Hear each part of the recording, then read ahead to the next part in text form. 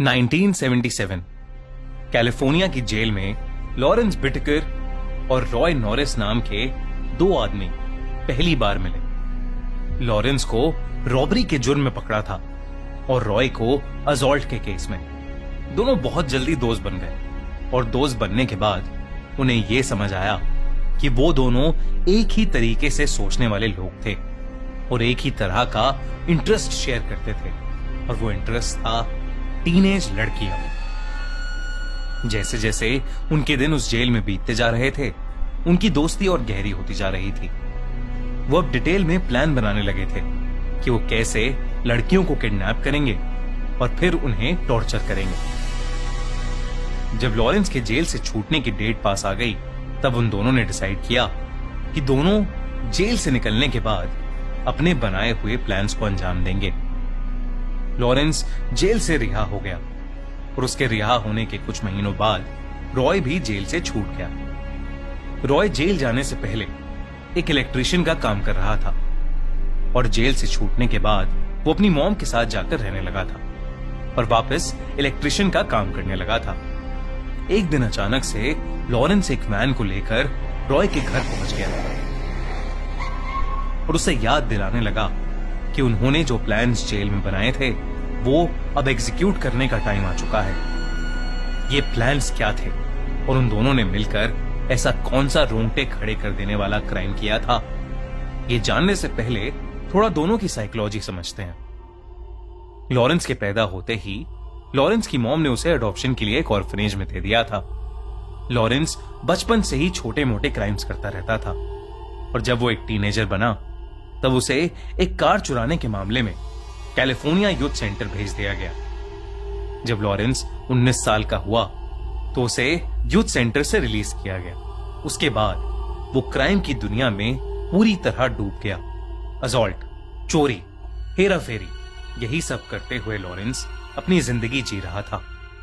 इसी दौरान वो कई बार जेल गया, मगर उसके क्राइम्स कभी रुके नहीं। जेल में उसे जो साइकेट्रिस्ट असाइन हुआ था, उसने अपनी रिपोर्ट में यह बताया कि लॉरेंस बहुत ही ज्यादा मैनिपुलेटिव इंसान था, जिसके एक बहुत भयानक क्रिमिनल बनने का खतरा था।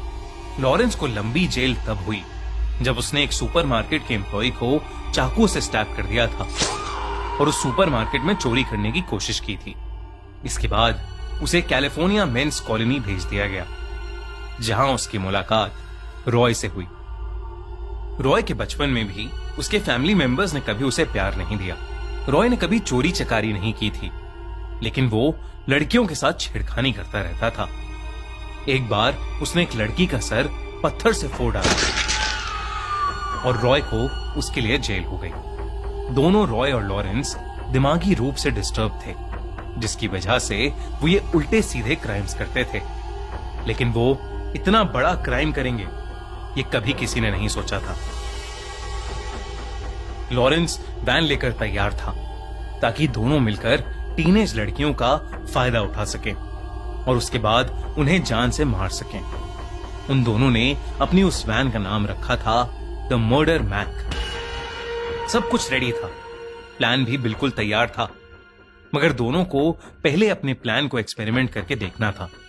इसीलिए उन्होंने कुछ 5 महीनों के अंदर अंदर 20 लड़कियों को पटाया, लेकिन उन्होंने उन लड़कियों के साथ कुछ नहीं किया। ये सिर्फ एक प्रैक्टिस रन था ताकि वो शहर के कुछ ऐसे स्पॉट्स ढूंढ सकें जहां कोई आता जाता ना हो। जब रॉय और लॉरेंस को समझ आ गया कि उनका प्लान काम कर रहा था, तो उन्होंने अपना आखिरी स्टेप एग्जीक्यूट किया। उन्होंने एक टूल बॉक्स रख लिया था जिसके अंदर लड़कियों को टॉर्चर करने का सामान था। टेप, स्क्रू ड्राइवर, चाकू, सिजर्स, रस्सियां। इसके अलावा उस टूल बॉक्स में एक कैमरा और टेप रिकॉर्डर भी था ताकि वो ये सब रिकॉर्ड कर सकें। इसके बाद रॉय और लॉरेंस को रोक पाना नामुमकिन हो गया था। एक के बाद एक वो लड़कियों के साथ दोस्ती करते, उन्हें किसी भी बहाने से अपनी वैन मर्डर मैक में बिठाते और उनके साथ अपने टूल्स से बहुत बुरी तरह टॉर्चर करते। ये सब वो अपने टेप रिकॉर्डर पर रिकॉर्ड करते और अपने पोलोरॉइड कैमरा से उन लड़कियों की फोटोज भी लेते और फिर उन लड़कियों की बॉडीज को पहाड़ों के आसपास फेंक आते थे। हैलोवीन 1979 की रात भी कुछ ऐसा ही हुआ। शर्ली नाम की 16 साल की लड़की वो उस शाम अपनी पार्ट टाइम जॉब खत्म करके अपने दोस्त की पार्टी में जा रही थी, लेकिन फिर उसका मन बदल गया और वो वापस अपने घर वॉक करके जाने लगी। हैलोवीन की रात सब लोग वैसे ही अलग अलग स्केरी कॉस्ट्यूम्स और मास्क पहनकर रोड्स पर बाहर होते हैं। ऐसे में कोई भी मास्क पहनकर आकर आप पर अटैक कर सकता है और आपको अंदाजा भी नहीं लगेगा। ऐसा ही कुछ शर्ली के साथ हुआ। वो एक सुनसान गली से जा रही थी जब उसे लगा कि कोई उसे फॉलो कर रहा है। जब उसने पीछे मुड़कर देखा तो उसके पास एक वैन आकर रुका। उस वैन में एक आदमी मास्क पहने बैठा था। शर्ली डर गई तो उस आदमी ने अपना मास्क उतारा। मास्क के नीचे कोई और नहीं बल्कि लॉरेंस था। शर्ली के रेस्टोरेंट में लॉरेंस कई बार आता जाता था, इसलिए शर्ली उसका चेहरा पहचानती थी। इसलिए जब लॉरेंस ने उसे लिफ्ट ऑफर की तो वो मान गई और उस वैन में चढ़ गई।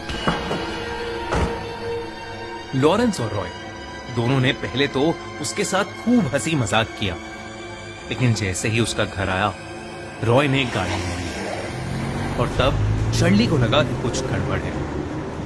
रॉय और लॉरेंस एक सुनसान जगह में गाड़ी को ले गए और फिर उन्होंने शर्ली के साथ भी वही करा जो बाकी लड़कियों के साथ करते थे।